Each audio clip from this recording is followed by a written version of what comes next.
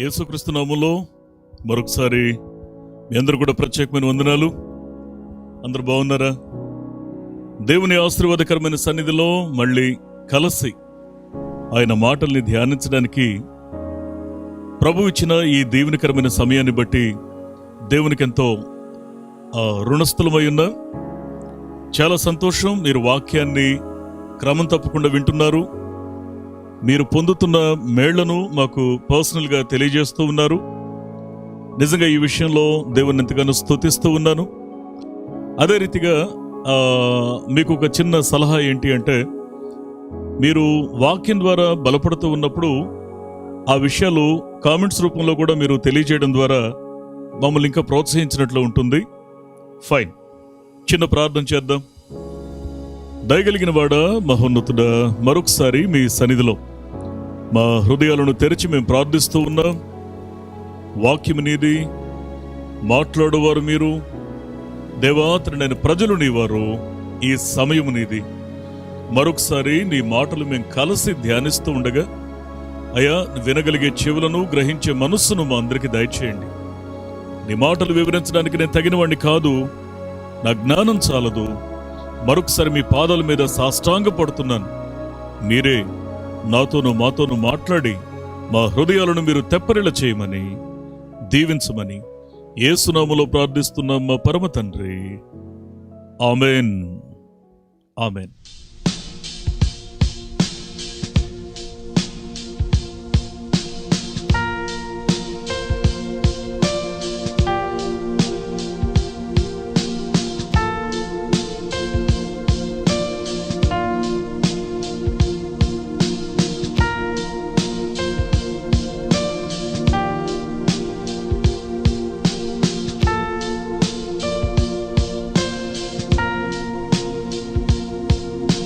చీకటిలో కాంతివి, వేదనలో శాంతివి. చీకటిలో కాంతివి, నా వేదనలో శాంతివి. స్థితిగతులన్నిటినీ మార్చువాడా, జీవితాలన్నిటినీ కట్టువాడా. స్థితిగతులన్నిటినీ మార్చువాడా, జీవితాలన్నిటినీ కట్టువాడా. యేసు, నీ సన్నిధిలో సాధ్యం. యేసు, నీ సన్నిధే, నీ సన్నిధే యేసు, నీ సన్నిధిలో సాధ్యం. యేసు,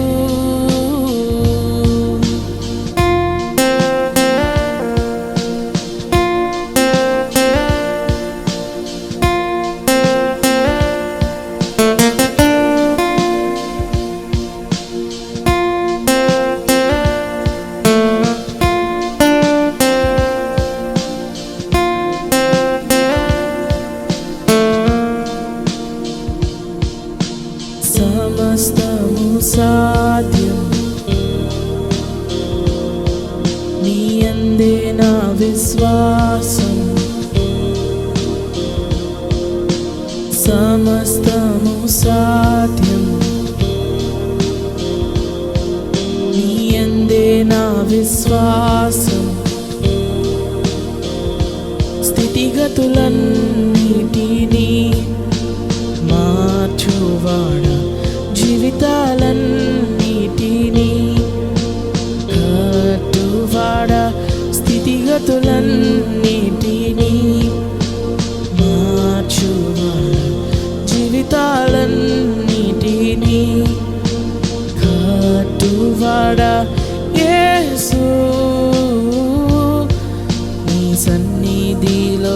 సాధ్యం యేసు నీ సన్నిధే యేసు నీ సన్నిధిలో సాధ్యం యేసు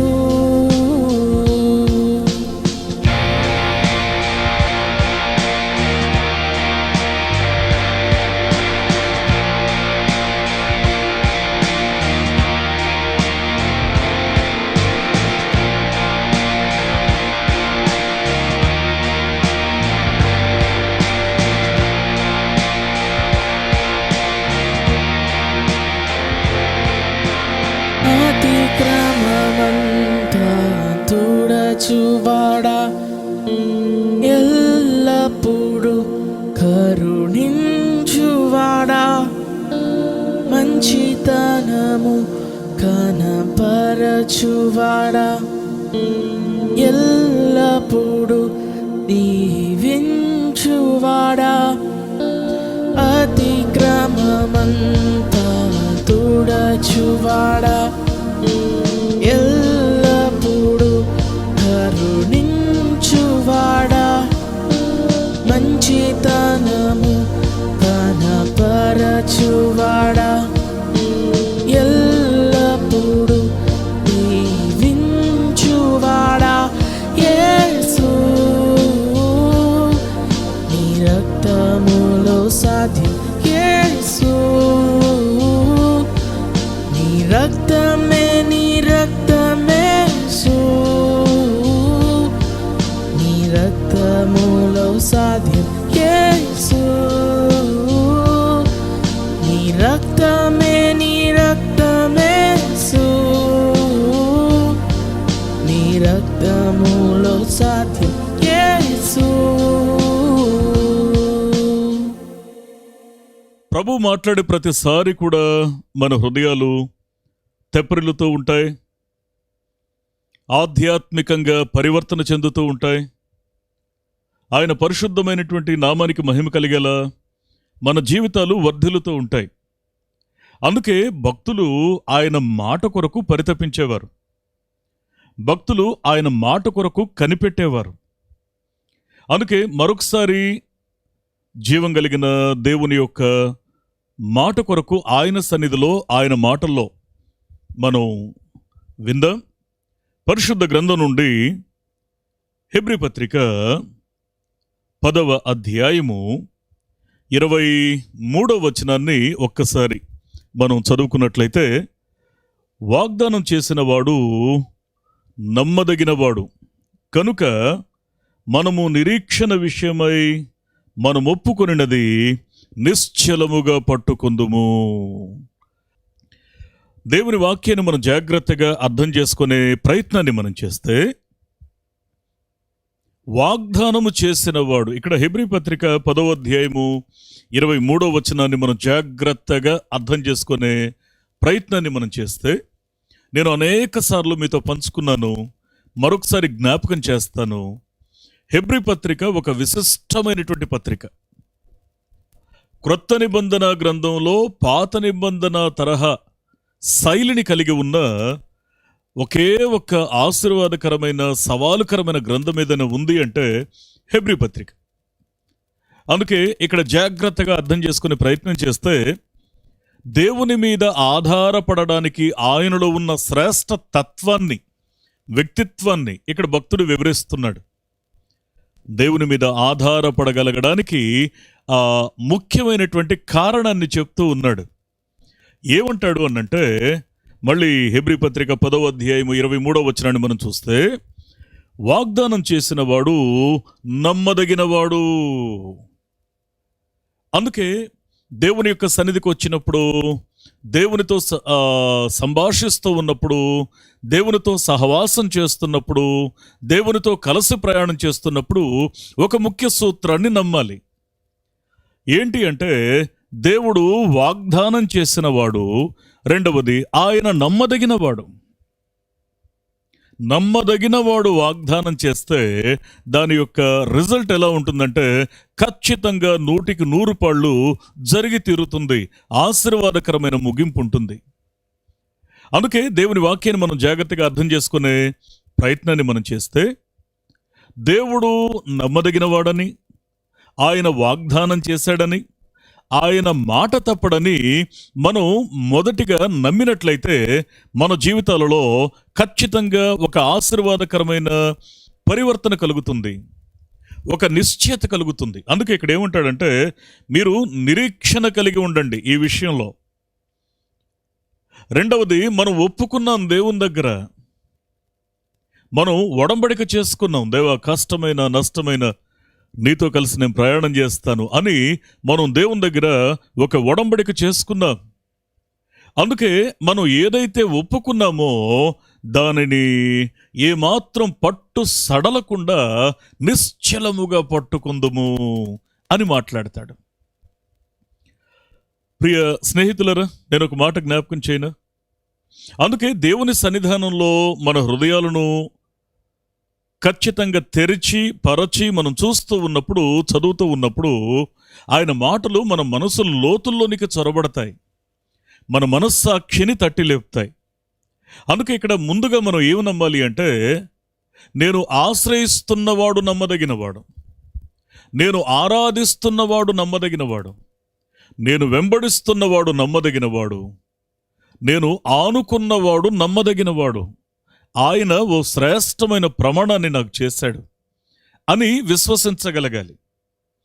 అందుకే ఎప్పుడైతే మనం నమ్ముతామో వాగ్దానాన్ని స్వతంత్రించుకోవడానికి అర్హత మనం కలిగి ఉంటాం.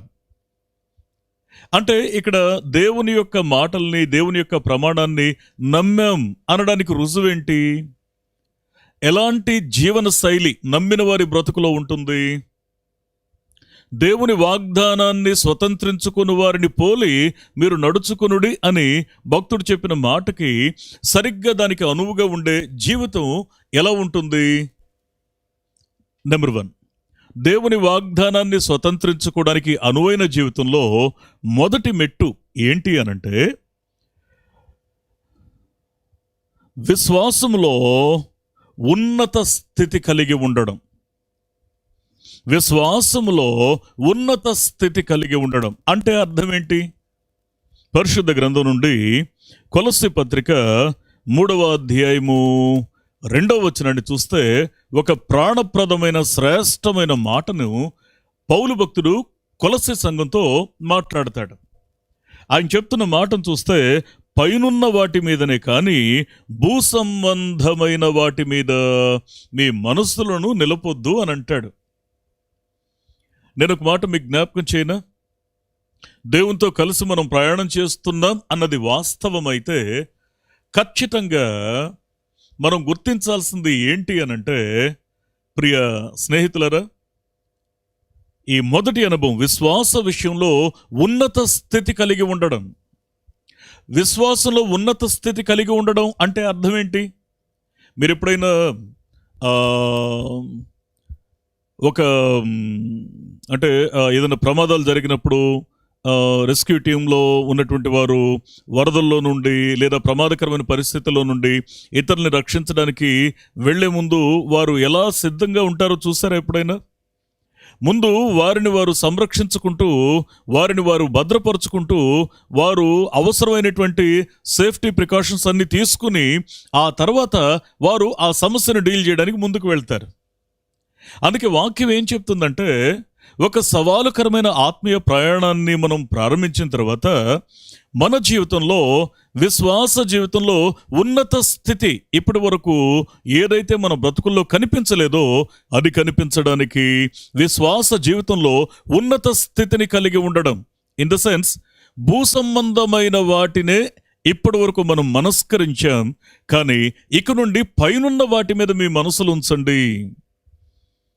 పైనున్న వాటి మీద అంటే ఇప్పటి వరకు వారే ఉన్నారు, వీరే ఉన్నారు, ఆ సమస్య ఏంటి, ఈ సమస్య ఏంటి, వీటన్నిటికి ఒక పేరు ఐహిక విచారం అని పెట్టాం. పరిశుద్ధ గ్రంథం అలాగే పిలిచింది. అయితే దేవుని వాక్యం ఏం సెలవిస్తుందంటే, మీరు ఉన్నత స్థితిని దేవుడు వాగ్దానం చేశాడు, ఆయన నమ్మదగిన వాడు. ఆ నమ్మదగిన దేవుని వాగ్దానం మన జీవితంలో ఫలించాలి అనంటే ఖచ్చితంగా మనం ఏం చేయాలంటే, భూ సంబంధమైన వాటి మీద కాకుండా పైనున్న వాటి మీద మన మనసులను నిలపాలి. నేను ఏం చేస్తే ఇంకా దేవునికి దగ్గరగా వస్తాను, నేను ఏం చేస్తే ఆయనలో స్థిరురాలిగా ఉంటాను, నేను ఇంకా ఏం చేస్తే ఆయనను సంతృప్తి పరచగలుగుతాను, నేను ఇంకా ఏం చేస్తే నా కుటుంబానికి ఆశీర్వాదం సంక్రమించేలా నేను చేయగలుగుతాను. ప్రియ స్నేహితులరా, నేను మళ్ళీ ఈ మాట జ్ఞాపకం చేస్తున్నాను. పైనున్న వాటిని వెతకండి. ఏవైనా చిన్న చిన్న విషయాలుంటే అవి దేవుడు చూసుకుంటాడు. దేవుని పాదాల దగ్గర వాటిని కుమ్మరించేసి ఆ క్షణాన్న మర్చిపోవడం. ఒత్తిళ్ళు, ఒడిదుడుకులు, సమస్యలు, మాటలు, నిందలు ఇవన్నీ లేకుండా మన లైఫ్ని ఊహించుకోలేం. ఇవన్నీ క్వైట్ కామన్. కానీ విశ్వాస జీవితంలో మనుషుల మాటలు మనల్ని గాయం చేస్తాయి. కానీ మహోన్నతుని మాట మన యొక్క గాయాల్ని కట్టడం మాత్రమే కాకుండా క్రొత్త ఆశీర్వాదాన్ని చిగురింపచేస్తుంది. అందుకే గాయపరిచేవెందుకు? ఆశీర్వాదకరమైనటువంటి మాటల మీద మనం మనసు నిలుపుదాం. పైనున్న వాటిని వెతకడం. అందుకే నేను ఒక చిన్న మాట మీకు జ్ఞాపకం చేస్తాను. దావీదు భక్తుని యొక్క జీవితంలో అనేకమైనటువంటి ఎత్తుపల్లాలు వచ్చినప్పుడు, అనేకమైన ఇబ్బందులు కలుగుతూ ఉన్నప్పుడు తాను ఏం మాట్లాడేవాడంటే, మీరు జాగ్రత్తగా చూడండి, 4వ కీర్తన 8వ వచనంలో, అయ్యా నేను నెమ్మదితో పండుకొని నిద్రపోతాను. నేను ఒంటరిగా ఉన్నా సరే, నేను ఇబ్బందికరమైన పరిస్థితుల్లో ఉన్నా సరే, నేను ఖచ్చితంగా ఒకటి చేస్తాను. ఏంటి అంటే నెమ్మదితో నిద్రపోతాను. కారణం ఏంటి అంటే నువ్వు నన్ను సంరక్షిస్తావు. అందుకే దేవుని వాక్యాన్ని మనం జాగ్రత్తగా అర్థం చేసుకునే ప్రయత్నాన్ని మనం చేస్తే మన గుండెల్లో అటువంటి నిశ్చయత, మన గుండెల్లో అటువంటి ఆశీర్వాదకరమైనటువంటి స్థిరత్వం కావాలి. అందుకే మనం 121వ కీర్తన 1-2 వచనాలు కూడా చూస్తే అక్కడ వాడుతున్న దీవెనకరమైన మాట చూస్తే, కొండల తట్టు నా కనులెత్తుచున్నాను, నాకు సహాయం ఎక్కడి నుంచి వస్తుంది? యెహోవా వలననే నాకు సహాయము కలుగును. ఆత్మ చెప్పుచున్న మాట చెవిగలవాడు వినుగాక. దేవుడే పరిష్కరించాలి, దేవుడే సంరక్షించాలి, దేవుడే ఆశీర్వాదకరమైన పరిస్థితులు మన బ్రతుకులో అమర్చాలి. అందుకే ఇక్కడ దేవుని వాక్యం ఏం చెప్తా ఉందంటే, మన జీవితాలలో మాట తప్పని దేవుని వాగ్దానం నెరవేర్చబడాలి అంటే మనం చేయవలసిన పనేంటో తెలుసా? మళ్ళీ ఈ మాట జ్ఞాపకం చేస్తున్నాను. మనం పైనున్న వాటిని వెతికేవారిగా ఉండాలి. మిగతా విషయాలు దేవుని పాదాల దగ్గర పెడదాం. భూ సంబంధమైన ఒత్తిళ్లన్నీ దేవుని పాదాల దగ్గర పెడదాం. ఆయన ముఖకాంతిని దర్శిద్దాం. దేవునితో సంబంధం కలిగి ఉందాం. అందుకే ఆత్మీయ జీవితంలో దేవుని వాగ్దానాన్ని స్వతంత్రించుకోవడానికి మొదటి ఎక్స్పీరియన్స్ ఏంటి అంటే విశ్వాసములో ఉన్నత స్థితి. ఫైన్. దేవుని వాగ్దానాన్ని స్వతంత్రించుకోవడానికి, దేవుని ఆశీర్వాదకరమైనటువంటి వాక్యాన్ని హక్కుగా అనుభవించడానికి రెండవ ఎక్స్పీరియన్స్ ఏంటో తెలుసా అండి? బ్రతుకులో నూతనత్వం. మొట్టమొదటి విషయం మనం చూసాం, విశ్వాసంలో ఉన్నత స్థితి. అంటే ఒకప్పుడు అన్ని భూ సంబంధమైన వాటి మీద మనసు నిలుపుతూ వచ్చాం. ఎన్నోసార్లు మనసులో కలత, కలవరం, బాధ, దుఃఖం, ఆత్మీయంగా కూడా ఓడిపోయిన పరిస్థితులు, ఇలా అన్నీ కూడా మన జీవితంలో తటస్థించాయి. కానీ దేవుని యొక్క వాక్యం సెలవిచ్చిన సత్యం ఏంటంటే, మీరు విశ్వాసంలో ఉన్నత స్థితిలో ఉండండి. అప్పుడు చిన్న చిన్న విషయాల కోసం మీ మనసులు పాడు చేసుకోరు. దేవుని యొక్క సన్నిధిలో సహవాసం కొరకు పరితపిస్తారు. ఫైన్. రెండవ మాట ఏమన్నాడంటే, బతుకులో ఖచ్చితంగా నూతనత్వం కావాలి. బ్రతుకులో నూతనత్వం అంటే, ఆత్మీయ జీవితంలో నూతనత్వం అంటే 2వ కొరింథీ పత్రిక 5వ అధ్యాయము 17వ వచనాన్ని ఒకసారి మనం చూస్తే, కాగా క్రీస్తు యేసునందున్నవారు ఆత్మ చెప్పుచున్న మాట చెవిగలవాడు వినుగాక. కాగా క్రీస్తు యేసునందున్నవారు నూతన సృష్టి. అంటే ఇక్కడ దేవుని వాక్యం ఏం చెప్తా ఉందంటే, అయ్యా దేవుని వాగ్దానం మన జీవితాల్లో ప్రాప్తించాలి అంటే, ప్రతిఫలించాలి అనంటే, మనం చేయవలసింది ఏంటి అనంటే ఆత్మీయ జీవితంలో, ఆత్మీయ బ్రతుకులో నూతనత్వాన్ని సంతరించుకోవాలి. అంటే దాని అర్థం ఏంటంటే మీరు క్రీస్తు యేసునందు మీ ఉనికిని స్థిరపరచుకోవాలి. మన మాట, మన మనసు, మన నడక, మన నడత, మన ఆలోచన, మన నిర్ణయాలు ఇవన్నీ కూడా నేను క్రీస్తులో నూతనత్వాన్ని కలిగి ఉన్నాను, క్రీస్తులో స్థిరంగా ఉన్నాను అని అది నిరూపించగలగాలి. అందుకే విశ్వాస జీవితంలో పరిపూర్ణులం అని చెప్పుకోవడానికి ఎవరికి కూడా అర్హత లేదు.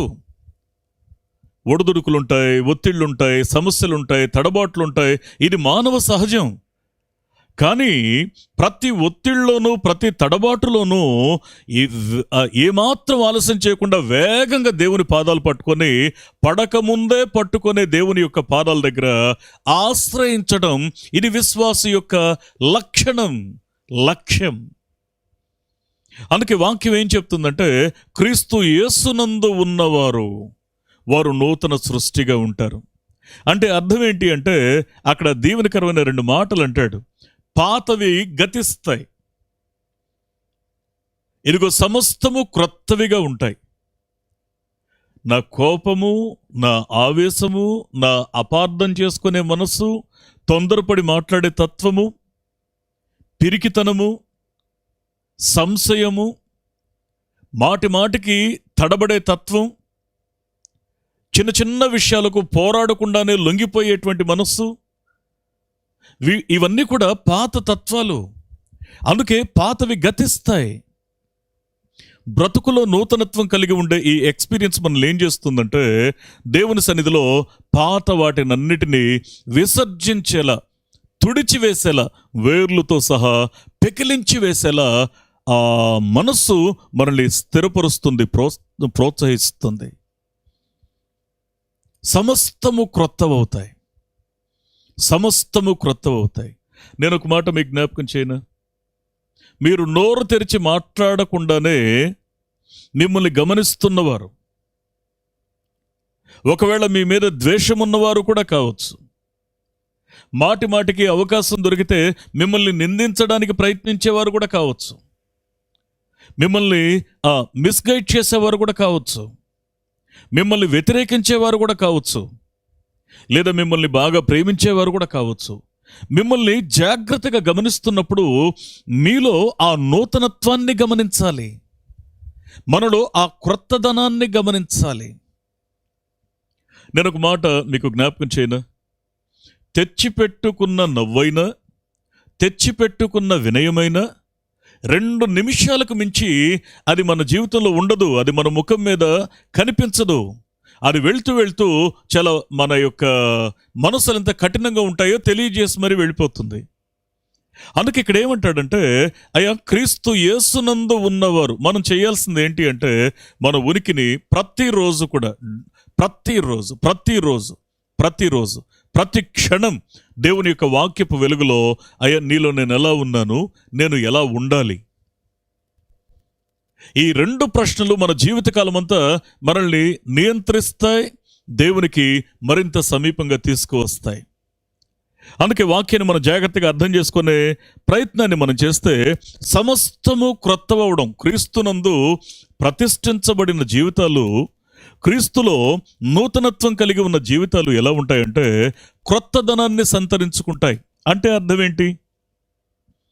క్రొత్తదనాన్ని సంతరించుకోవడం అని అంటే క్రీస్తునందు స్థిరులుగా ఉన్న వారి యొక్క జీవితాల్లో కనిపించే ఆ నూతనత్వం యొక్క ఆనవాళ్ళు ఎలా ఉంటాయో తెలుసా? నెంబర్ 1, రోమపత్రిక 12వ అధ్యాయము 2వ వచనాన్ని ఒకసారి మనం చూస్తే దానిలో ఒక ప్రాణప్రదమైన మాట ఉంది. మీ మనస్సు మారి నూతన మగుట వలన, ఆత్మ చెప్పుచున్న మాట చెవిగలవాడు వినుగాక. క్రీస్తు యేసునందున్న వారు ఎలా ఉంటారో తెలుసా? నేను దేవుని వాగ్దానాన్ని పొందాలి అనుకున్నవారు 1 పైనున్న వాటిని వెతికే మనసును కలిగి ఉండడం ఎంత ముఖ్యమో, అలాగే ఈ 2వ విషయంలో బ్రతుకులో నూతనత్వాన్ని కలిగి ఉండాలనేటువంటి ఆ 2వ మెట్టులో ఖచ్చితంగా క్రీస్తునందు ఉన్న అనుభవం, నాటబడిన అనుభవం, స్థిరత్వాన్ని కలిగిన అనుభవం, ఎలా ఉంటుందంటే ఇక్కడ మాట్లాడుతూ అంటాడు, మీ మనస్సు మారి నూతన మగుట. అంటే మనస్సు నూతనం అవ్వాలి, మనస్సు నూతనమవుతుంది. నేను ఎప్పుడు ఈ మాట చెప్తూ ఉంటానండి, రాత్రికి రాత్రి మన జీవితాల్లో ఏ పెనుమార్పులు రావు. ఖచ్చితంగా ప్రతిరోజు కూడా మన జీవితాలని దేవుని యొక్క వాక్యం అనే ఉలి సుత్తి అది చెక్కుతూ ఉన్నప్పుడు, మలచుతూ ఉన్నప్పుడు ఒక నూతన రూపం సంతరించుకుంటుంది. అందుకే ఇక్కడ వాడిన ఈ మాట ఏంటి అంటే, మీ మనస్సు మారాలి, మీ మనస్సు నూతనం అవ్వాలి, అప్పుడు రూపాంతర అనుభవంలోకి వస్తారు అని మాట్లాడతాడు. రూపాంతర అనుభవం లేదా మనస్సు మారిన స్థితి ఎలా ఉంటుంది? మనస్సు మారిన స్థితి అంటే మారు మనసు పొందాం కదండి, అదేనా? అంటే ఇక్కడ వాడిన మాట ఏంటి అనంటే, జాగ్రత్తగా అర్థం చేసుకుందాం. మారు మనసు పొందాం, ఇది మొదటి మెట్టు, సంతోషం. ఆ తరువాత మారు మనసుకు తగిన ఫలం కనిపించాలి. మారు మనసుకు తగిన ఫలం అంటే ఏంటి? ఈ క్రొత్త మనసు, మార్చబడిన మనసులో ఉండే ఆ శ్రేష్టమైనటువంటి ప్రాధాన్యతలేంటి? అదే రోమపత్రిక 12వ అధ్యాయము 2వ వచనాన్ని కూడా మనం చూస్తే, లోక మర్యాదను అనుసరింపక. ఈ 12వ అధ్యాయం 2వ వచనంలో ఉన్న ఈ మాటను జాగ్రత్తగా అర్థం చేసుకుంటే, లోక మర్యాదను అనుసరింపక. మనసు మారితే ఏం జరుగుతుందో తెలుసండి? నేను ఇప్పటిదాకా దేవుని కష్టపెట్టేలా ఏదైతే చేశానో, తెలుసో తెలియకో ఏవైతే చేశానో, మళ్ళీ తెలిసి ఆ పొరపాటును ఏ మనిషిని సంతోషపరచడానికి నేను మళ్ళీ జీవితంలో ఆ పని చెయ్యను. ఎప్పుడైతే ఇది వాక్యానికి విరుద్ధం అని తెలిసిందో, నా దేవుని మనసుకు కష్టం కలిగిస్తుంది అని తెలిసిందో, మనస్సు మారిన తర్వాత నేను క్రీస్తు యేసులో స్థిరంగా ఉన్నాను అనడానికి రుజువు ఏంటి అనంటే, మనస్సు మారిన తర్వాత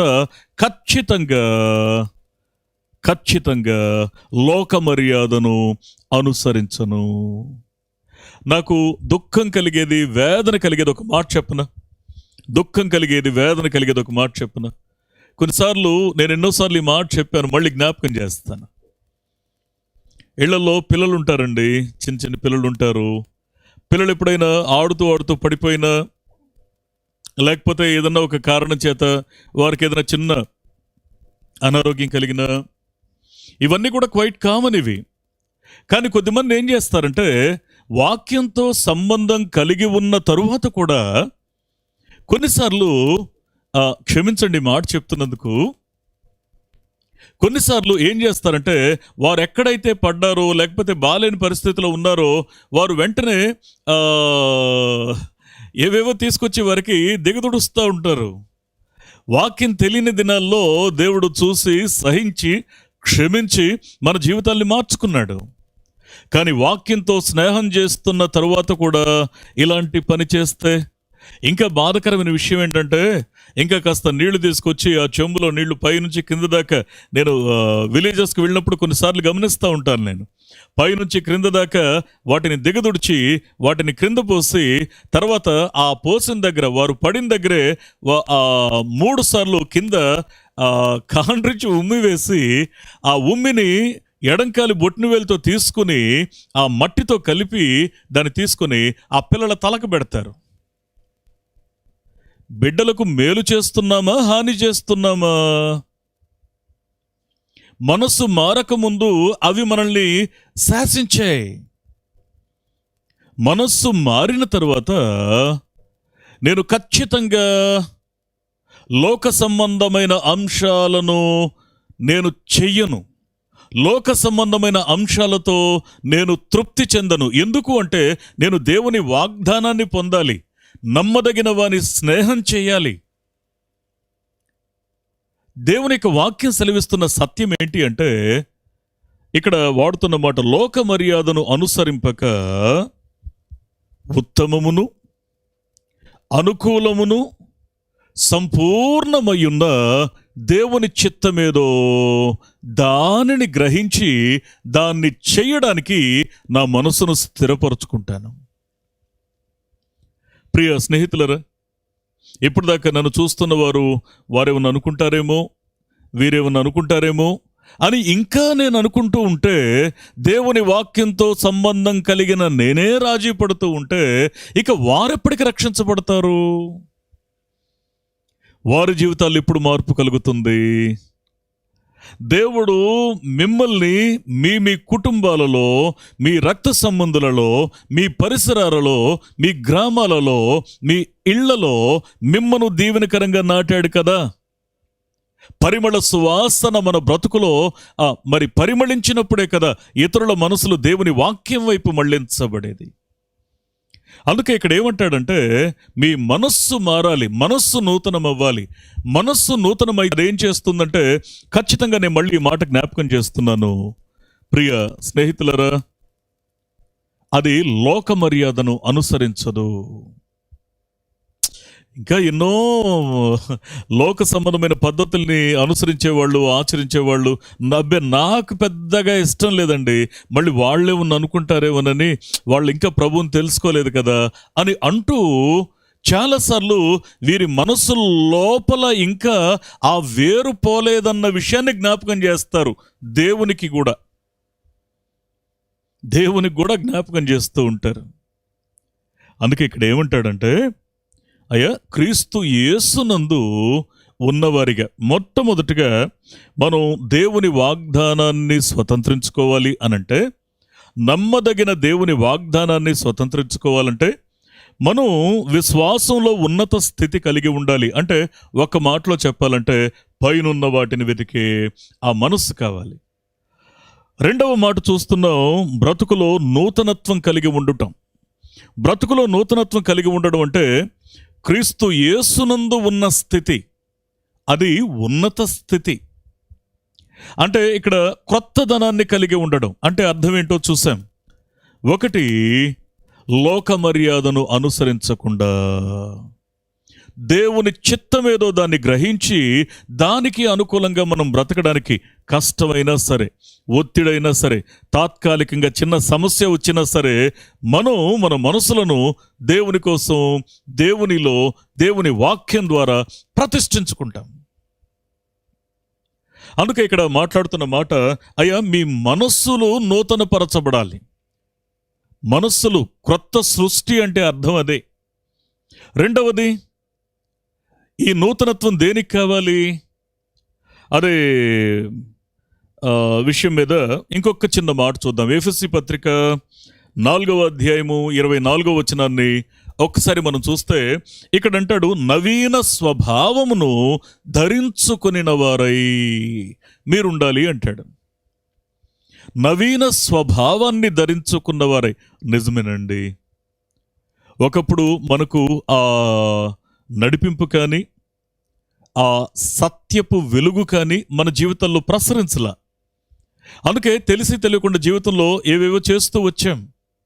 కానీ దేవుని వాక్యం ఏం చెప్తా ఉందంటే, ఆ నమ్మదగిన వాడు మన జీవితాల కొరకు ఒక శ్రేష్టమైన వాగ్దానాన్ని సిద్ధం చేశాడు. ఆ వాగ్దానాన్ని స్వతంత్రించుకోవడానికి మన జీవితంలో మనం చేయాల్సింది, పైనున్న వాటిని వెతికే వ్యక్తిత్వంతో పాటు ఖచ్చితంగా క్రొత్త సృష్టిగా బ్రతికి చూపించాలి.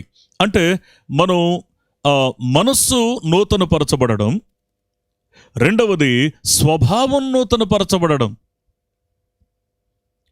నేను మాటికి ఏది చేస్తూ తృప్తి చెందానో అది దేవుని యొక్క మనసును నొప్పిస్తుందని తెలిసిన తర్వాత నేను దాన్ని అసహ్యించుకుంటాను, దాన్ని విసర్జిస్తాను. దేనిలో సంతోషిస్తూ ఉండేవాడినో నేను దాన్ని అసహ్యించుకుంటాను. అందుకే మనస్సు నూతనపరచబడడం, అంతేకాకుండా ఆ స్వభావం నూతనపరచబడడం. ఇప్పుడు స్వభావం నూతనపరచబడితే ఇక్కడ కలిగే మార్పు ఏంటి అంటే, నీతి, యథార్థమైన భక్తి జీవితంలో అవి మనల్ని ప్రభావితం చేస్తూ ఉంటాయి. వాటిని ధరిస్తాం మనం. అందుకే ఇంకొక మాట కూడా మనం చూస్తే, ఎప్పుడైతే నూతన సృష్టిగా మనం ఉన్నామో, ఒకటి నూతన మనస్సును కలిగి ఉంటాం, రెండవది నూతన స్వభావాన్ని కలిగి ఉంటాం, మూడవది ఇక్కడ ఇంకొక మాట మనం చూస్తే యెషయా గ్రంథం 40వ అధ్యాయము 31వ వచనంలో ఇక్కడ నూతన బలమును ధరించుకొని ఉంటాం. నూతన బలము. ప్రియ స్నేహితులరా, నేను దేవుని మహిమ కోసం ఒక మాట చెప్పనా? ఇక్కడ వాడబడిన మాట నూతన బలము అంటే యెహోవా కొరకు ఎదురు చూచుట. అంటే దీని అర్థం ఏంటంటే, ఒకటి క్రొత్త మనసును పొందాం, నూతన మనసును పొందాం. రెండవది నూతన స్వభావాన్ని పొందాం. మూడవది నూతన బలమును పొందుకుంటాం. నూతన బలము అంటే దేవుని కొరకు ఎదురు చూచుట, నిరీక్షణ కలిగి ఉండుట. అందుకే పరిశుద్ధ గ్రంథాన్ని మనం జాగ్రత్తగా పరిశీలన చేస్తే మనం దేవుని కొరకు ఎదురు చూసే ఆ ఆశీర్వాదకరమైన ఆయుధాన్ని మనం కలిగి ఉంటే మన జీవితాల్లో ఈ నూతన బలం ద్వారా మనకు సంక్రమించే ఆశీర్వాదం ఏంటో తెలుసా? అదే యెషయా గ్రంథం 40వ అధ్యాయం 31వ వచనంలో పైకి ఎగురుట. ఆ వచనాన్ని జాగ్రత్తగా మీరు అర్థం చేసుకోండి. రెక్కలు చాపి పైకి ఎగురుట. ఇప్పటి వరకు మన బలం క్షీణించింది, మన పరిస్థితులు తారుమారుగా ఉన్నాయి, మనం సంకుచితమైన పరిస్థితుల గుండా వెళుతున్నాం. ఏదైనా క్రొత్త ప్రయత్నం చేద్దామంటే ధైర్యం చాలదు, పరిస్థితులు అనుకూలించవు. ఇలాంటి పరిస్థితులు ప్రయాణం చేస్తూ వచ్చాం. ఇక పూర్తిగా నేలమట్టమవుతానా అని అనుకునే సమయంలో దేవుని ప్రమాణం ఏంటి అంటే, ఆ మాట తప్పని వాడు చేస్తున్న వాగ్దానం ఏంటంటే, మీరు నిరీక్షణ కలిగి ఉండడం ద్వారా, ఎదురు చూడడం ద్వారా ఖచ్చితంగా నూతన బలాన్ని పొందుకుంటారు. నూతన బలము అన్న ఈ మాటను మనం జాగ్రత్తగా అర్థం చేసుకునే ప్రయత్నాన్ని మనం చేస్తే, మీరు రెక్కలు చాపి, పక్షి రాజుల వలె మీరు రెక్కలు చాపి పైకి ఎగురుతారు. ఇప్పటిదాకా మీరు కృంగిపోవడాన్ని లోకం చూసింది. ఇక మీరు స్వేచ్ఛగా పరిస్థితుల్ని అధిగమించి పైకి ఎగరడాన్ని లోకం గమనించబోతుంది. నీ కుటుంబం చూడబోతుంది. మీరు ప్రత్యక్షంగా గమనించబోతున్నారు. దేవుని వాక్యాన్ని మనం జాగ్రత్తగా అర్థం చేసుకునే ప్రయత్నాన్ని మనం చేస్తే, ఒకటి మనం పైకి ఎగురుట, రెండవది అలయక పరిగెత్తుట. దేవుని వాక్యాన్ని మనం జాగ్రత్తగా అర్థం చేసుకునే ప్రయత్నాన్ని మనం చేస్తే, అలసిపోయి ఉండే జీవితంలో మానసికమైన ఒత్తిళ్ళు కానివ్వండి, ఆర్థికపరమైన ఒత్తిళ్ళు కానివ్వండి, కుటుంబంలో ఉండే సమస్యలు కానివ్వండి, బయటకు పంచుకోవడానికి చెప్పుకోవడానికి వీల్లేనటువంటి మానసికమైన ఒత్తిళ్ళు కానివ్వండి, అవి ఆరోగ్య సమస్యలే కానివ్వండి, what ever it may be, వాటికి పేర్లు ఏవైనా సరే, అవి మనల్ని కనీసం మన యొక్క మనుగడను సాగించడానికి ముందుకు కదలలేకుండా చేసేస్తాయి. అందుకే ఇక్కడ దేవుని వాక్యం ఏం చెప్తుందంటే, మీరు బలం పొందుకున్న తర్వాత, నూతన బలం పొందుకున్న తర్వాత మీరు ఎలా ఉంటారు అంటే, ఒకటి మీరు పైకి ఎగురుతారు, రెండవది మీరు అలయక పరిగెడతారు, మూడవది మాట్లాడిన దీవెనకరమైన మాట ఏంటంటే, సొమ్మసిల్లక నడిచిపోవదురు. ఆత్మ చెప్పుచున్న మాట చెవిగలవాడు వినుడుగాక. దేవుని వాక్యాన్ని మనం జాగ్రత్తగా అర్థం చేసుకునే ప్రయత్నాన్ని మనం చేస్తే, సొక్కిపోయాం కొన్ని పరిస్థితులను బట్టి. కొన్నిసార్లు పరిస్థితులు ఏ స్థితికి తీసుకువెళ్ళాయంటే, మనం చెయ్యగలిగింది ఆల్రెడీ చేసి నిరూపించుకున్నది కూడా చేయలేక చతికిలను పడిన స్థితిలో మనం కనిపిస్తూ ఉన్నాం. కొన్నిసార్లు లోకానికి మనం ఎట్లా ఉంటున్నామంటే, కొన్ని సిచ్యువేషన్స్లో అసమర్థులుగా కనబడుతున్నాం. నేను పదే పదే పదే పదే ఈ మాట పరిశుద్ధ గ్రంథాన్ని బట్టి నేను ఈ మాట జ్ఞాపకం చేస్తూ ఉంటాను. మళ్ళీ ఒకసారి సందర్భానుసారంగా మీకు జ్ఞాపకం చేస్తున్నాను. ఏమండి, లోకమంతా మనల్ని అసమర్థులు అనుకున్న పర్వాలేదండి. దేవుడు మనల్ని అపనమ్మకస్తులు అనుకోకూడదు. అదొక్కటి చాలు. ఆత్మ చెప్పుచున్న మాట చెవిగలవాడు వినుగాక. దేవుని వాక్యాన్ని మనం జాగ్రత్తగా అర్థం చేసుకునే ప్రయత్నాన్ని మనం చేస్తే, అయ్యా, దేవుని వాగ్దానాన్ని దక్కించుకోవాలంటే, ఒకటి ఇక్కడ ప్రభు సెలవిస్తున్న మాట, మీరు విశ్వాస విషయంలో ఉన్నత స్థితిలో ఉండండి. అంటే దాని అర్థం ఏంటంటే, మీరు పైనున్న వాటిని వెతకండి అని ఒక్క మాటలో చెప్తాడు. రెండో విషయాన్ని మనం చూస్తే బ్రతుకులో నూతనత్వాన్ని కలిగి ఉండడం అంటే క్రీస్తునందు ఉన్న క్రొత్త జీవితం. ఈ క్రొత్త జీవితంలో ఏముంటాయి అనంటే, ఒకటి క్రొత్త మనస్సు ఉంటుంది, రెండవది క్రొత్త స్వభావం ఉంటుంది, మూడవది నూతన బలం ఉంటుంది. నూతన మనస్సు, నూతన స్వభావము, నూతన బలము ఉంటాయి. అందుకే దేవుని యొక్క ఆశీర్వాదకరమైన సన్నిధిలో ఆయన వాక్యము మనం మనస్ఫూర్తిగా నమ్మి ఆధారపడి నా జీవితాన్ని తిరిగి చిగురింప చేయగలిగింది దేవుని వాక్యమే అని మనం నమ్మగలిగితే పరిస్థితులు ఎలా ఉంటాయో తెలుసా? ఆ పరిస్థితులు మనల్ని ఎలా లీడ్ చేస్తాయో తెలుసా? ఆత్మీయంగా ఉన్నత స్థితిలో ఉండడం మాత్రమే కాదు, బ్రతుకులో నూతనత్వాన్ని కలిగి ఉండడం మాత్రమే కాదు, మూడవ ఎక్స్పీరియన్స్ ఆత్మలో తీవ్రత కలిగి ఉండడం. అంటే ఆధ్యాత్మికంగా రక్షించబడిన తర్వాత మనం మౌనంగా, స్తబ్దంగా, రహస్యంగా అలాగే జీవితకాలం అంతా ఉండిపోవాలని అలా మనం నిర్ణయించుకోం. ఆత్మలో తీవ్రత కలిగి ఉంటాం. ప్రియ స్నేహితులరా, నేను మళ్ళీ ఈ విషయాన్ని మీకు జ్ఞాపకం చేస్తున్నాను. ఆత్మలో తీవ్రత కలిగి ఉండడం అంటే ఆ జీవితాలు ఎలా ఉంటాయో తెలుసా? యేసుక్రీస్తు యొక్క మనసును అర్థం చేసుకున్నటువంటి ఆ శిష్యుడైన యోహాను ఓ అద్భుతమైన మాట రాస్తాడు. మొదటి యోహాను పత్రిక 5వ అధ్యాయము 4వ వచనంలో లోకమును జయించుదురు అని అంటాడు. నిజంగా ఆత్మలో తీవ్రత కలిగిన జీవిత అనుభవం ఎలా ఉంటుంది అనంటే, లోకమును జయించగలిగిన స్థితి. నిజమేనండి, విశ్వాసంలో ఎదిగేటప్పుడు ఖచ్చితంగా కొన్ని ఒత్తిళ్ళు, సవాళ్ళు ఇవన్నీ ఉంటాయి. అందుకే ఒక వ్యక్తి బలవంతుడు కావాలి అంటే కసరత్తు చేయకుండా, వ్యాయామం చేయకుండా, శరీరాన్ని కష్టపెట్టకుండా ఎలా బలాన్ని పొందుతాడు?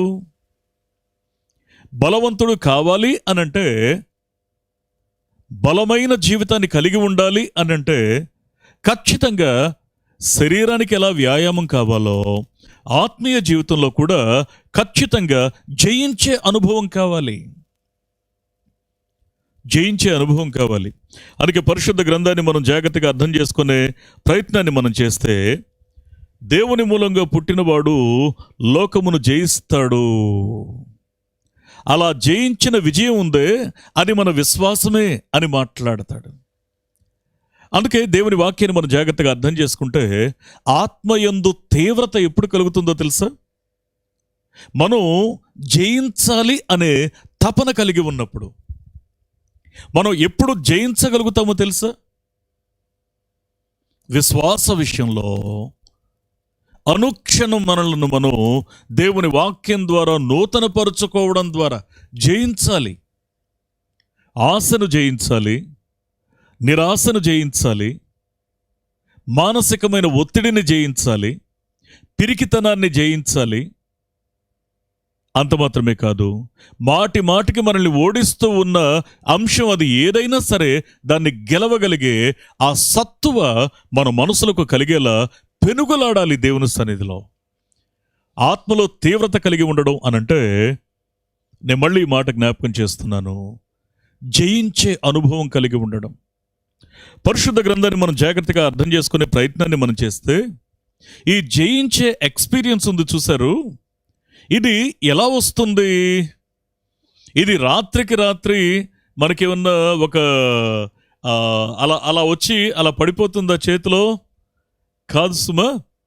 నేను మళ్ళీ ఈ మాట జ్ఞాపకం చేస్తాను. పౌలు భక్తుడు రోమ సంఘాన్ని ఇంకా విశ్వాస విషయంలో మండించడానికి, విశ్వాస విషయంలో స్థిరపరచడానికి ఒక అద్భుతమైన మాటని, మనకు బాగా పరిచయం ఉన్న ఒక మాటని అంటాడు. చూద్దాం. రోమపత్రిక 12వ అధ్యాయము 11-12 వచనాలు మనం చూస్తే, ఆసక్తి విషయంలో మాంద్యులు కాక, ఆత్మ చెప్పుచున్న మాట చెవిగలవాడు వినుగాక. అయ్యా, మీ హృదయాలలో దేవుని వాక్యాన్ని సమీపించిన ప్రారంభ దినాల్లో ఉన్న ఆసక్తి ఉంది చూశారు, ఆ ఆసక్తిని ఏమాత్రం చల్లారనివ్వద్దు. ఆసక్తి విషయంలో మాంద్యులు కాక. రెండవ మాట ఏమంటాడంటే ఆత్మలో తీవ్రత గలవారై అని అంటాడు.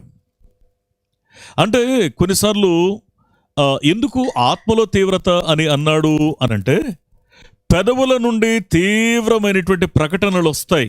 నేను ఇక నుంచి ఇలా చేస్తాను, నేను ఇక ఇలా బ్రతుకుతాను, నేను ఇక మీదట ఇలా జీవిస్తాను, ఇలా మాట్లాడుతూ ఉంటాం.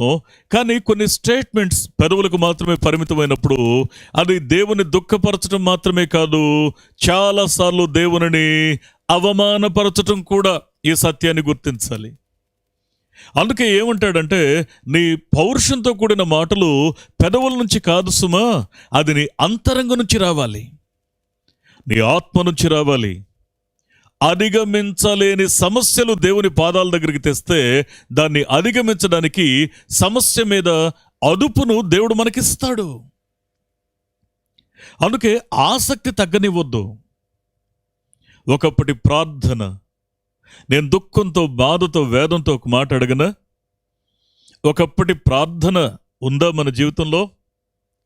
ఒకప్పటి పెనుగులాడే అనుభవం ఉందా మన జీవితంలో? ఒకప్పుడు దేవుని వాక్యాన్ని చదవాలనే తపన, తాపత్రయం ఉందా మన జీవితంలో?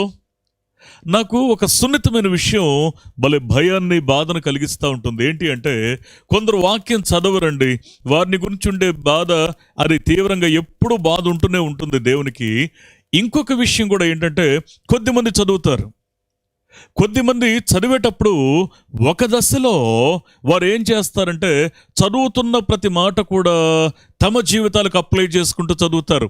అది క్షేమకరమైనటువంటి, అది ఆశీర్వాదకరమైనటువంటి విధానం, స్థితి. కానీ బాధాకరమైన విషయం ఏంటంటే, కొన్నిసార్లు కొంతమంది వాక్యాన్ని చదువుతున్నప్పుడు అక్కడ ఏదైనా హెచ్చరిక ఉంటే ఆ హెచ్చరిక తనకు అనుకునే పరిధిని దాటి ఎవరెవరినో జ్ఞాపకం చేసుకుంటారు. అది తీర్పు తీర్చడంతో సమానమన్న సత్యాన్ని మర్చిపోతారు. ఇంకొక ప్రమాదకరమైన విషయం ఏంటంటే, ఆ చదువుతున్న మాటలు వీరిలో విశ్వాసాన్ని, విధేయతను, భక్తిని, లోబడే తత్వాన్ని పెంచుతున్న ప్రారంభ స్థితికి భిన్నంగా వారు జ్ఞానాన్ని పొందుతున్నట్లు దాన్ని బట్టి అతిశయించే మనసును పొందుకుంటారు. That is most dangerous. దేవుని వాక్యాన్ని ధ్యానిస్తున్నప్పుడు, దేవుని వాక్యాన్ని చదువుతూ ఉన్నప్పుడు, దేవుడు నాతో మాట్లాడుతున్నాడు, దేవుడు నన్ను సరిచేస్తున్నాడు, దేవుడు నన్ను నిర్మిస్తున్నాడు, దేవుడు నన్ను బలపరుస్తున్నాడు అని మనం దేవుని యొక్క సన్నిధిలో మనం దాన్ని గ్రహించాలి. అందుకే ఆత్మలో తీవ్రత ఉండాలి. ఆరంభంలో ఉన్న ఆసక్తి చల్లారకూడదు, ఆత్మలో తీవ్రత తగ్గకూడదు. మూడవది ఇక్కడ మాట్లాడుతూ ఏమంటాడంటే, నిరీక్షణ కలిగిన వారిగా ఉండండి, నిరీక్షణ కలిగి ప్రభువును సేవించండి. ప్రియ స్నేహితులరా, అన్నీ మనం అనుకున్నట్లు అనుకున్న క్షణానికి అన్నీ అవ్వవు. దేవుడు తన సమయంలో, తన ప్రణాళికలో ఆయన చేయాలనుకున్న దాన్ని ఆయన చేసుకుంటూ వెళ్తాడు. అయితే దేవుని వాక్యాన్ని మనం జాగ్రత్తగా అర్థం చేసుకునే ప్రయత్నాన్ని మనం చేస్తే ఇక్కడ సెలవిస్తున్న సత్యం ఏంటో తెలుసా? నేను మళ్ళీ ఈ మాట జ్ఞాపకం చేస్తున్నాను. అయ్యా, మీ జీవితంలో నిరీక్షణ కోల్పోకుండా మీరు బ్రతకండి. ఆసక్తి చల్లారనివ్వద్దు, ఆత్మలో తీవ్రత తగ్గనివ్వద్దు. మూడవది, నిరీక్షణ కూడా చల్లారనివ్వద్దు. నాలుగవది ఇక్కడ మాట్లాడుతున్న మాట ఏంటి అంటే, శ్రమ కలిగినప్పుడు ఓర్పును కోల్పోకుండా చూసుకోండి. శ్రమ కలుగుతూ ఉన్నప్పుడు ఓర్పును కోల్పోకుండా చూసుకోండి. మీరు ఎప్పుడైనా గమనించండి, మన జీవితంలో మేజర్ మిస్టేక్స్ జరిగాయి అనంటే అది ఎప్పుడో తెలుసా? మన ఓర్పును, నిగ్రహాన్ని కోల్పోయినప్పుడే. ఆ ఒక్క క్షణం నేను తొందరపడకుండా ఉండాల్సింది అని చాలాసార్లు అనుకుంటూ ఉంటాం. ఇప్పటికీ కొన్ని జ్ఞాపకాలు మనల్ని వెంటాడుతూనే ఉంటాయి. ఎస్, శ్రమ కలుగుతున్నప్పుడు ఓర్పు, అది ఆయుపట్టు, మర్చిపోవద్దు. అంతేకాకుండా ఇక్కడ మాట్లాడుతున్న ఐదవ మాట ఏంటంటే, ప్రార్థనలో పట్టుదల కలిగి ఉండండి అని మాట్లాడతాడు. ప్రియ స్నేహితులరా, దేవుని వాగ్దానాన్ని దక్కించుకోవాలి అనంటే ఆత్మీయ జీవితాల్లో ఖచ్చితంగా ఉండాల్సింది, నేను మళ్ళీ ఈ మాట జ్ఞాపకం చేస్తున్నాను, విశ్వాసములో ఉన్నత స్థితి, బ్రతుకులో నూతనత్వం, ఆత్మలో తీవ్రత. అందుకే మీరు తర్వాత జాగ్రత్తగా చూడండి, 2వ తెస్సలోనికీయుల పత్రిక 2వ అధ్యాయము 15వ వచనంలో, కాబట్టి సహోదరులారా అని ప్రారంభిస్తూ మీరు నిలకడగా ఉండి అని ప్రారంభిస్తాడు. నిలకడగా ఉండండి. ఆత్మీయ జీవితంలో తడబడే ఆ మనస్తత్వానికి స్వస్తి పలికి నిలకడగా ఉండండి, స్టేబుల్గా ఉండండి. దేవునితో స్నేహం చేయండి, సహవాసం చేయండి. కష్టం, బాధ, కలవరం, తడబాటు కలుగుతున్నప్పుడు నిలబెట్టగలిగిన దేవుని మీద ఆధారపడండి. అందుకే ఈ యొక్క ఆత్మీయ స్థితిని గురించి, ఆత్మలో తీవ్రత గురించి మాట్లాడుతూ ఈ విలువైన 3వ మాట చెప్తాడు. నేను 4వ మాట మీకు జ్ఞాపకం చేయనా? దేవుని వాగ్దానాన్ని దక్కించుకోవాలి అనంటే మనం చేయాల్సినటువంటి ఆ దీవెనకరమైన పని ఏంటో తెలుసా? మళ్ళీ ఈ మాట మీకు జ్ఞాపకం చేస్తాను. 4వది అవరోధములను అధిగమించుట. అవరోధాలని అధిగమించుట. 1, పైనున్న వాటిని వెతికే వారిగా ఉండాలి, మొదటి మాట. 2వది క్రీస్తులో నూతన సృష్టిగా ఉండాలి. ఏమేం నూతన పరచబడాలో చూసాం. మనసు నూతనం కావాలి, స్వభావం నూతనం కావాలి, ఖచ్చితంగా మన బలము నూతన పరచబడాలి. అంత మాత్రమే కాకుండా ఆత్మలో తీవ్రత గురించి, అంటే జయించే తత్వం కావాలి, జయించే తత్వం కావాలి. 4వది అవరోధాలను అధిగమించగలిగే స్థితి కావాలి. హెబ్రీ పత్రిక 12వ అధ్యాయము 12, 13 వచనాలు ఇక్కడ మనం చూస్తే, ఇక్కడ వడలిన చేతులు, సడలిన మోకాళ్ళు దృఢపరచండి. అంటే దాని అర్థం ఏంటంటే, అవరోధాలను ఎప్పుడు అధిగమించగలుగుతాం, సమస్యల్ని శక్తివంతంగా ఎప్పుడు ఎదుర్కోగలుగుతాం అనంటే వాక్యం సెలవిస్తున్న సత్యం ఏంటో తెలుసా? మన చేతులు ఒకప్పుడు దేవుని సన్నిధిలో ఎత్తబడినవే. I'm very sorry to say, ఈ చేతులు కొన్ని కారణాలను బట్టి ఎందుకు వడలిపోయాయి. దేవుని సన్నిధిలో సమస్యకు పరిష్కారం దొరికేదాకా పెనుగులాడిన మోకాళ్ళ అనుభవం కలిగిన వారమే. కానీ ఎందుకో ఆ మోకాళ్ళు సడలిపోతున్నాయి, సత్తువ చాలడంలా. అందుకే ముందు మీ చేతులెత్తే అనుభవాన్ని, మోకరించే అనుభవాన్ని మీరు పటిష్టపరచుకోండి అని అంటాడు.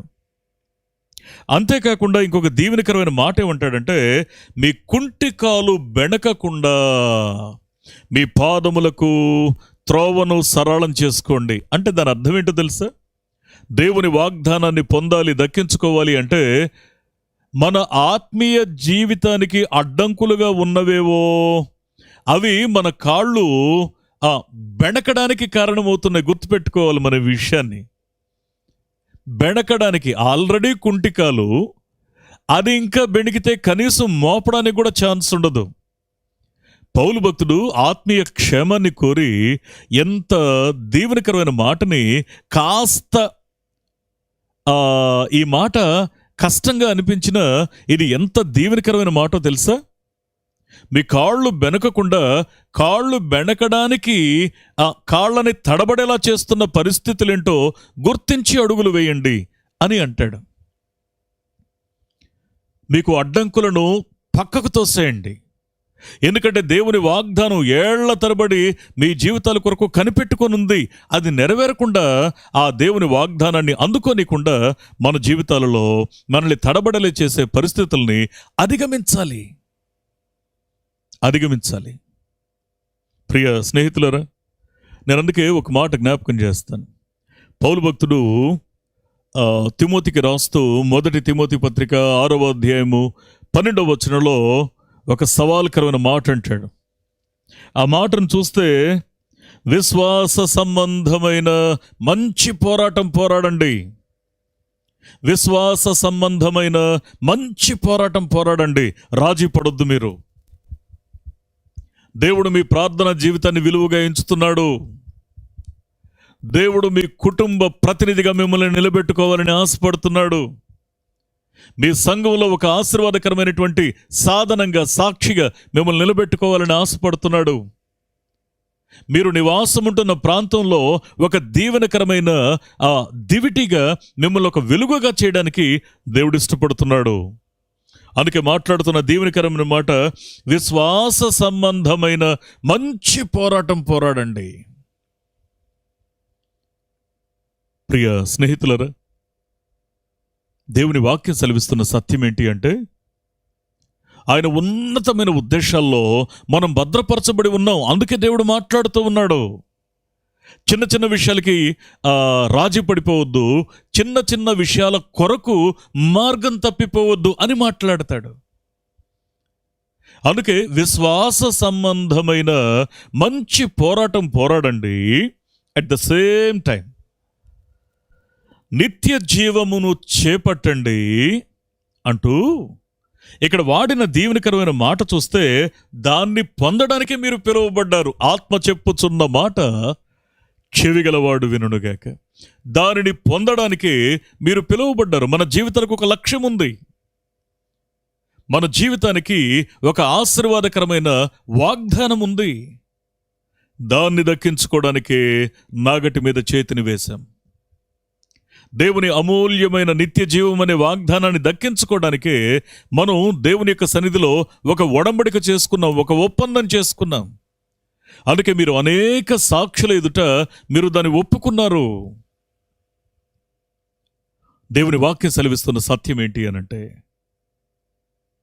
మనం దేవుని యొక్క ఉన్నతమైన ఉద్దేశాలకు తగినట్లుగా బ్రతకడానికి, ఆయన శ్రేష్టమైన మాట తప్పని వాగ్దానాన్ని దక్కించుకోవడానికి నిరీక్షణ కోల్పోవద్దు. దేవుని యొక్క సన్నిధిలో మనం మన యొక్క హృదయంలో నుంచి ఎట్టి పరిస్థితుల్లో మనం ఒప్పుకున్న దాని నుండి ప్రక్కకు తొలగొద్దు. మూడవది, మన పట్టు సడలనివ్వద్దు. దేవుని వాక్యం నుండి ఆయన వాగ్దానాన్ని దక్కించుకోవడానికి అనువైన జీవితాల్లో ఉండే 4 ప్రాముఖ్యమైన మాటలు చెప్తున్నాడు. అయ్యా, విశ్వాసంలో ఉన్నత స్థితి అంటే పైనున్న వాటిని వెతికే స్థితి. రెండవది, బ్రతుకులో నూతనత్వాన్ని కలిగి ఉండడం అంటే క్రీస్తులో క్రొత్త జీవితం. అంటే నూతన మనస్సు, నూతన స్వభావము, నూతన బలము కలిగి ఉండడం అంటే నిరీక్షణ కలిగి ఉండడం. మూడవది, ఆత్మలో తీవ్రత కలిగి ఉండడం అంటే జయించే తత్వాన్ని కలిగి ఉండడం. ఆత్మీయ జీవితంలో సమస్యలున్న, పోరాటమున్న ఎదిరించి నిలబడగలిగే ఆ సత్తువ, ఆ ప్రార్థన, ఆసక్తి మన జీవితాల్లో కలిగి ఉండడం. నాలుగవది, ఆ సమస్యలను అధిగమించగలిగే, అవరోధాలను అధిగమించగలిగే మనస్సును కలిగి ఉండడం. నేను మళ్ళీ ఈ మాట మీకు జ్ఞాపకం చేస్తున్నాను. మన వడలిన చేతులు, సడలిన మోకాళ్ళు మళ్ళీ దృఢపరచబడాలి. దేవుడు అందుకే ఈ రాత్రి మాట్లాడుతూ ఉన్నాడు. మన ప్రార్థన బలిపీఠాలు తిరిగి పునర్నిర్మించబడాలి. వేకువజామున చేతులెత్తి ప్రార్థించే ఆ దీవెనకరమైన అనుభవం, సంతృప్తికరంగా మన యొక్క ప్రార్థన ధూపం ఎటువంటి ఆటంకం లేకుండా దేవుని సన్నిధానానికి చేరే ఆ దీవెనకరమైనటువంటి సమయం దేవుడు మనకి ఇస్తున్నాడు. మరలా సంతృప్తికరంగా ఆయన మన బ్రతుకులో దాన్ని ప్రతిష్ఠించబోతున్నాడు. మన ప్రార్థనను అంగీకరించబోతున్నాడు. అందుకే మన కాళ్ళు బెణకడానికి కారణమయ్యే పరిస్థితులు, అడ్డంకులు మన జీవితంలో లేకుండా వాటిని వైదొలగించుకోమని దేవుని వాక్యం చెప్తా ఉంది. విశ్వాస సంబంధమైన మంచి పోరాటాన్ని పోరాడదాం. నిత్య జీవాన్ని చేపడదాం. మనం ఆశీర్వాదాన్ని పొందుకుందాం. మన కుటుంబాలకు ఆశీర్వాదం ప్రవహించడానికి మనం కారకులం అవుదాం. అనేక మందికి ఒక మాదిరికరంగా ఉందాం. తిరిగి పెనుగులాడి ప్రార్థించి దేవుని వాగ్దానాన్ని దక్కించుకునే ఆ స్వతంత్రత, హక్కు మళ్ళీ మనం పొందుకుందాం. రండి, మనం కలిసి ప్రార్థన చేద్దాం. దేవుని యొక్క ఆశీర్వాదకరమైన వాగ్దానాన్ని, నమ్మదగిన వాగ్దానాన్ని మనం దక్కించుకోవడానికి, ఆ నమ్మదగిన వాని యొక్క వాగ్దానమునకు మనం హక్కుదారులుగా ఉండడానికి ఇష్టపడి ప్రార్థిద్దాం. అప్పగించుకొని ప్రార్థిద్దాం. కలిసి మనం ప్రార్థన చేసుకుందాం. కళ్ళు మూసుకుందాం. మహోన్నతుడా, మహిమ కలిగిన వాడా, మీకు స్తోత్రాలు. మరొకసారి మీ నమ్మకమైన, దీవెనకరమైన, ఆశీర్వాదకరమైనటువంటి సన్నిధిలో మా హృదయాన్ని తెరిచి మేము ప్రార్థిస్తూ ఉన్నాం. నీ వాక్యం ద్వారా మీరు నాతోనూ మాతోనూ మాట్లాడిన ప్రతి అమూల్యమైన మాటకే మీకు స్తోత్రాలు. నీ వాక్యం మమ్మల్ని బ్రతికిస్తుంది. నీ వాక్యం మా జీవితాలని ఆశీర్వాదకరంగా మార్చగలుగుతుంది. నీ వాక్యం మా జీవితాలని స్థిరపరుస్తుంది.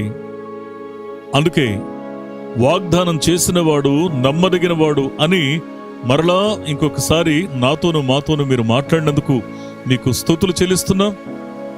మా నిరీక్షణ మేము కోల్పోకుండా, మేము ఒప్పుకున్న దాన్ని మేము మర్చిపోకుండా, అయ్యా తండ్రి నాయన, మా పట్టు సడలకుండా ప్రార్థించే ప్రార్థన జీవితాన్ని మాకు దయచేయండి.